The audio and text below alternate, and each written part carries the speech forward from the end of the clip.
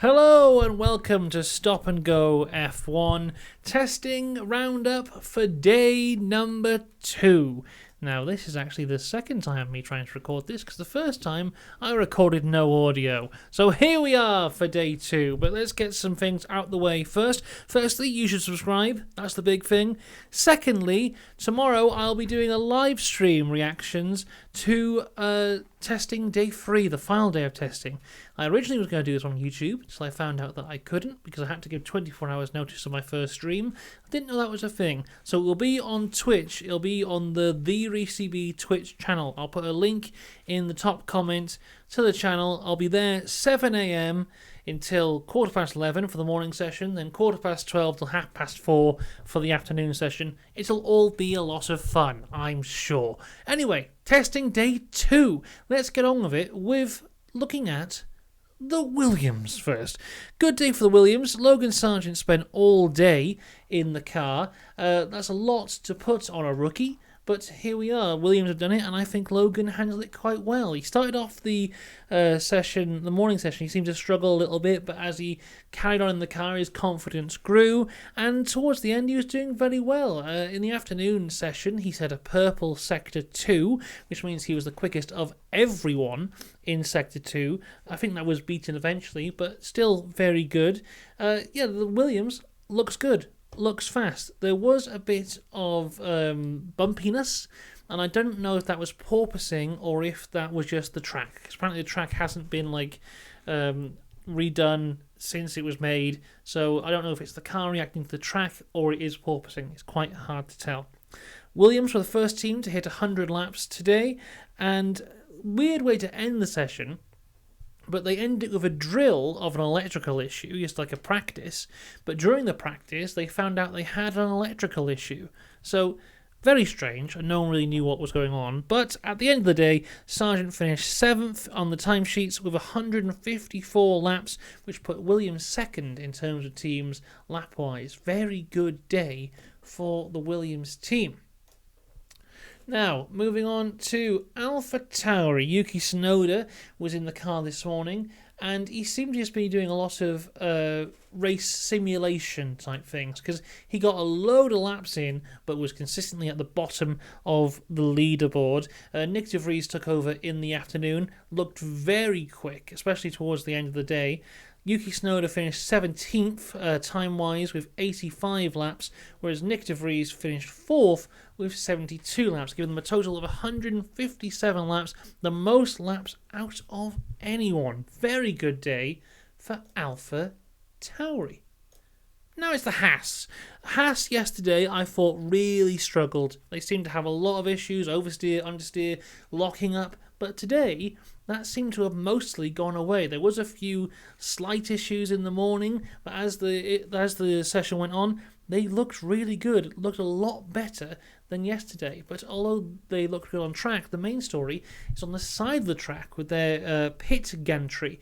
It used to be 6 chairs, now it's 3. And by cutting down to 3 chairs, they estimate that they have saved £250,000 not having to carry that round the world anymore. So that £250,000 can go on the car rather than on the chairs. So it's going well for Haas.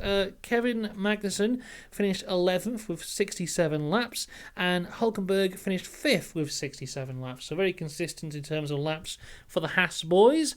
That's adding up to 134 laps, which put them 5th lap-wise. Now moving on to the Aston. Alonso was in the Aston all day today, and he was queuing up to get out. He wanted to get out as soon as he could. A lot of fast laps to start the day. They're looking good. Aston are looking really good. The car looks smooth. The car looks fast. It's got reliability as far as we can see. There was slight bouncing, but similar to the Williams. Don't know if it was porpoising or just how the track is. It wasn't massively obvious. Felipe Drugovich is back in the car tomorrow morning. This is an interesting one. I think it's setting him up to be the driver to take over for Stroll from the first race. I do not think Stroll will be back for the first race So it'll be an important session for him because his morning session on day one was a lot of setup stuff for Alonso to come in, whereas this session will really need to be him learning the car, maybe getting some fast laps in, definitely getting some race simulation in. Then Alonso will take over back again for the afternoon where, sorry, my phone will not shut up today. Let's put that away. Alonso will take over in the afternoon, which is the most important session of the entire 3 days. Well, the track will be at its best. We've had 3 days of cars going around now, and when the cars go around, little bits of rubber get kicked up off the tyres, stuck onto the track. That improves grip. So the very best time to set a fast lap will be the dying moments of the third and final session. So that'll be very good for them.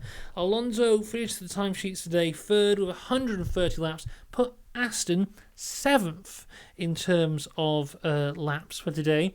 They do need to get a lot of laps in tomorrow, I feel, because yesterday they were 9th in terms of laps. Today they are 7th. They need to get those miles in just to be on the safe side tomorrow. So I want to see a lot of laps from Aston tomorrow.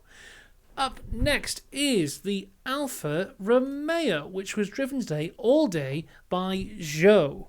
But he has put in some good lap times, and I think it's very positive vibes around Alfa Romeo. There doesn't seem to be any issues at all. Whenever the car's on track, it looks very smooth, looks very good. And Zhou actually set the quickest lap time of the entire session and the quickest lap time of testing as a whole. But it is a bit of a glory run. They put on the fastest set of tyres, a set of tyres that will not be used when the race comes round. They probably put the engine up, fuel massively low, so don't expect Zhou to be on pole when the race comes around, because this was a bit of a lie. So Zhou finished first with 133 laps, which put Alfa Romeo 6th.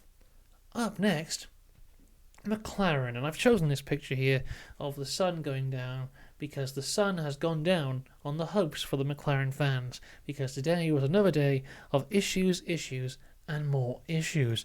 Porpoising, bouncing, oversteer, understeer, lockups. This car can do it all. Yeah, wasn't great for McLaren. There is some serious issues with this car. If you want some bright side, here's the bright side for you. They got some good laps in. Now, Norris did finish 16th in terms of times. We got 65 laps in. Piastri finished 9th in terms of times with 74 laps, giving them a total of 139 laps, which was third in terms of teams. So they got a lot of laps in, but the laps just weren't good. The car's reliable, but rubbish. Another positive side of this is that McLaren were in a similar position to this last year, and they were able to fix it. And it looks like they have already identified the issue, because as soon as they launched the car, they were talking about these upgrades that they would come in. Apparently they're not coming to like round 5 or round 6. But maybe when they come in, it'll be fixed. That's the hope for McLaren fans. If that actually happens, we'll have to wait and see. Let's now talk about Alpine. So they look a lot better today, a lot smoother, a lot of issues for them yesterday, but they seem to have figured it out. The only real issue they had came towards the end of the afternoon session, where the wheel guns weren't taking the wheels off the car. And they had to take the car into the garage, and it apparently took them like 2 minutes to be able to actually get the wheels off the car. But it looks like they may have sorted this. They did try another test pit stop, and that one seemed to go okay. It was a bit slow. It was like 4 or 5 seconds compared to the 2 that you want, but the wheels came off. So hopefully that's not a huge issue for Alpine in the future. Gasly finished 10th in terms of time with 59 laps, and Ocon was 12th with 49 laps, giving them 108 overall, which was 9th. So they will need some more laps tomorrow. Speaking of people who need more laps tomorrow, it's time to talk about Mercedes.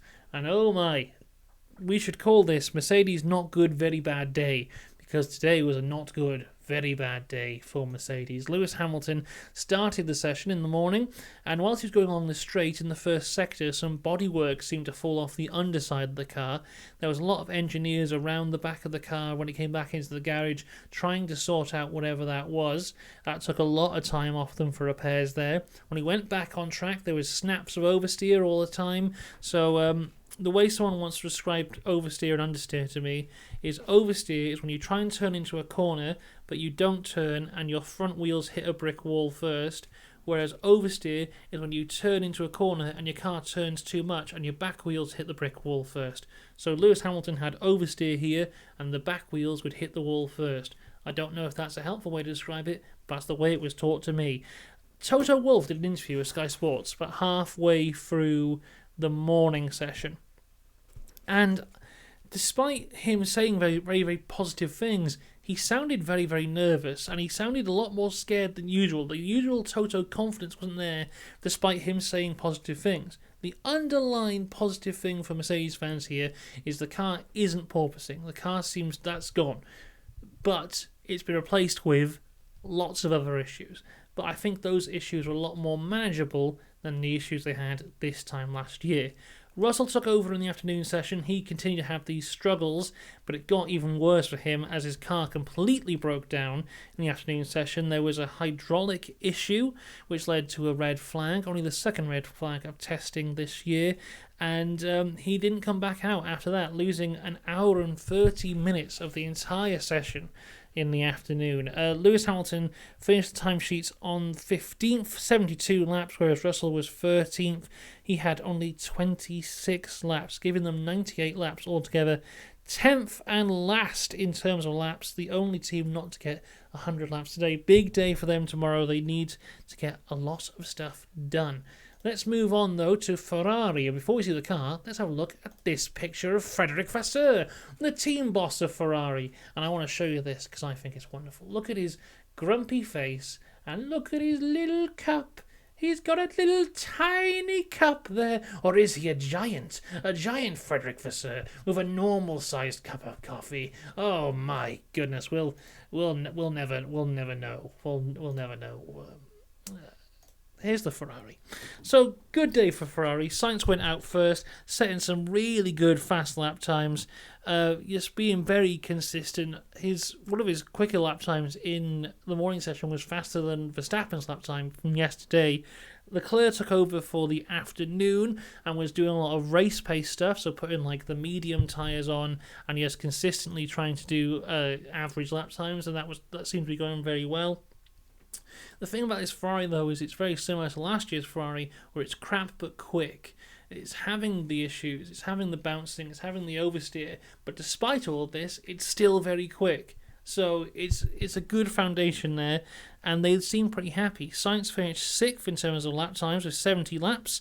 Leclerc was 8th with 68 laps. That was 138 laps altogether, which put them 4th. Finally, the last team to talk about is the Red Bull. Now, Checo did the morning session, which some people were surprised by because F1 announced that Max was doing the morning session, but it was Checo.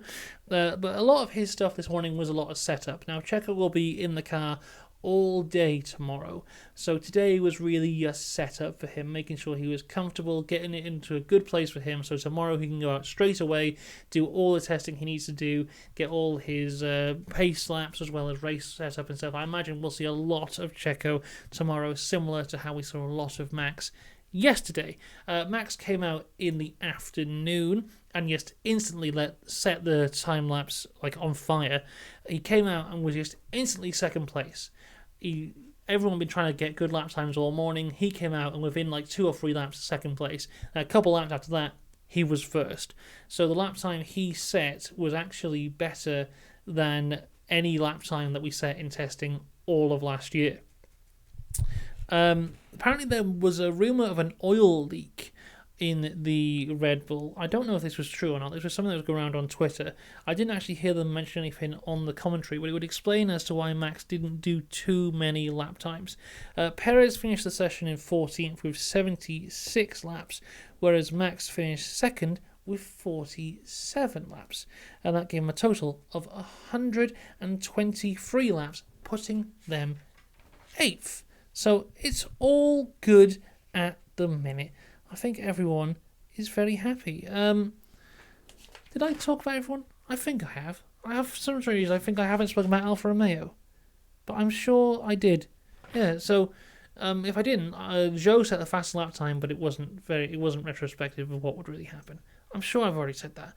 This is the second time I've recorded this video. I'm losing it a little bit, but here we are. So, winners and losers today from testing. Winners, Red Bull, again. Ferrari, and I would say Aston, but not to the extent of they were yesterday. I think we'll see something special from Aston tomorrow. Losers, definitely Mercedes. They've got big issues there, which are solvable. And then McLaren are big losers for the second day in a row because there are huge issues there. So tomorrow I will be on Twitch. Please come and join me. Otherwise, I'll just be talking to myself. I will put a link in the comments for you to come and have a look. We'll be going on from 7 a.m. We'll have lots of fun, I'm sure, talking about F1 all day. Who wouldn't want that? So I will see you tomorrow morning. Until then, goodbye.